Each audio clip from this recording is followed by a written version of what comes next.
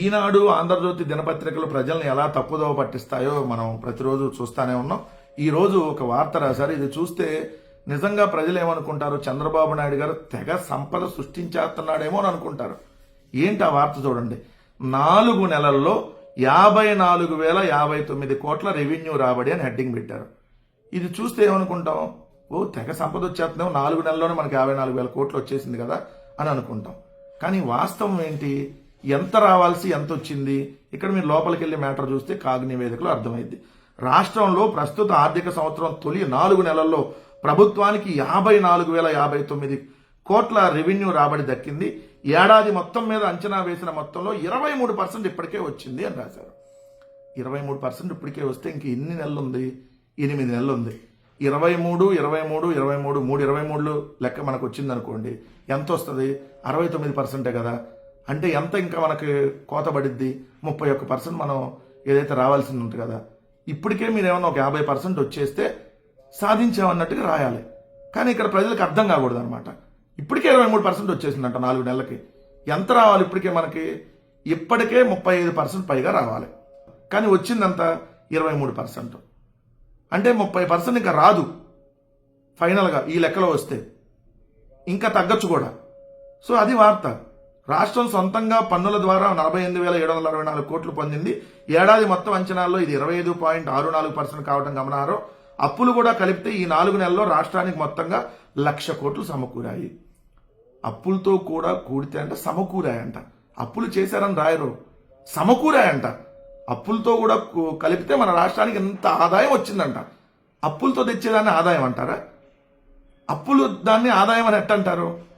So ఎలాంటి నీచ పత్రికలో ఇవి ఒకసారి చూడండి మీరు. సరే, ఇప్పటికి 1,00,000 కోట్లు సమకూరాయి కదా మొత్తం అప్పులు గాను రాబడి. మరి 1,00,000 కోట్లలో కనీసం ఫీజు రియంబర్స్మెంట్ ఇవ్వడానికి డబ్బులు ఎందుకు లేవు? ఒక మెడికల్ కాలేజ్ కట్టడానికి 500 కోట్లు డబ్బులు ఎందుకు లేవు? మరి 1,00,000 కోట్లు ఏం చేశారు మీరు ఇప్పుడు వరకు? అమ్మఒడి అదే ఏదైతే ఆడబిడ్డ నిధి ఇవ్వడానికి డబ్బులు ఎందుకు లేవు?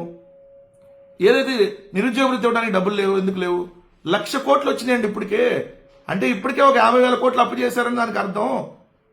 ఇప్పుడు ఒక 50,000 కోట్లు అప్పు చేశారు ఈ 4 నెలల్లో. అంటే మనకి ఎలా చూస్తాం ఫైనాన్షియల్ ఇయర్ అంటే మార్చ్ టు మార్చ్ చూస్తాం మనం. అంటే ఏప్రిల్, మే, జూన్, జూలై ఈ 4 నెలలకు సంబంధించి 49,134 కోట్లు అప్పు చేశారు. 4 నెలలకి 50,000 కోట్లు అప్పు చేసింది రాష్ట్ర ప్రభుత్వం. చంద్రబాబు నాయుడు గారి కూటమి ప్రభుత్వం 4 నెలల్లో చేసిన అప్పు అక్షరాల 50,000 కోట్లు. బా, ఇది కదా మంచి ప్రభుత్వం అంటే.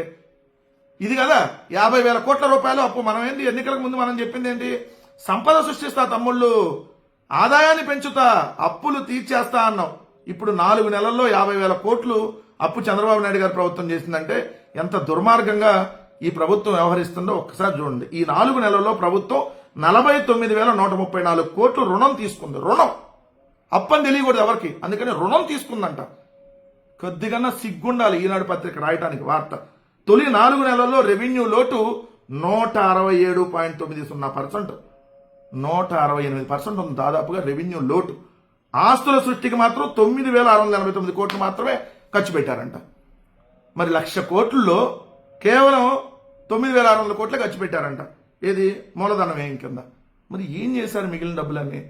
ఒక కొత్త పథకం ఇచ్చింది లేదు, ఒక ఉద్యోగస్తులకి ఏదైతే జీతాలు పెంచింది లేదు, కనీసం వాళ్ళకి పిఆర్సీ కమిషన్ చైర్మన్ వేయలేదు ఇప్పుడు వరకు, ఐఆర్ ఇవ్వలేదు, డిఏలు పెండింగు. మరి ఏం చేశారు? 4 నెలల్లో 50,000 కోట్లు అప్పు చేశారు. రావాల్సిన ఆదాయం ఒక పక్క రావట్లేదు, సంపద సృష్టి పోయింది, అప్పుల ముష్టి వచ్చింది. కానీ మనం మాత్రం అద్భుతంగా ఉన్నాం, రాష్ట్రం మాత్రం దూసుకుపోతుందని మాత్రం రోజు పత్రికల్లో రాపించుకోవడానికి మాత్రం సిగ్గు ఎగ్గు ఏ మాత్రం ఉండకుండా రాపించుకుంటా ఉంటారు. అసలు వాస్తవం ఇది. 4 నెలల్లో 1,00,000 కోట్లు అప్పులు గాని ఆదాయం గాని కలిపి, పన్నుల వసూలు గాని అన్ని కలిపి 1,00,000 కోట్లు వస్తే ఒక్కటంటే ఒక అభివృద్ధి కార్యక్రమం కూడా ఈ ప్రభుత్వం చేయలా. విపరీతంగా దోచుకోవడానికి సరిపోతుంది అనేది మాత్రం క్లియర్గా అర్థమవుతా ఉంది.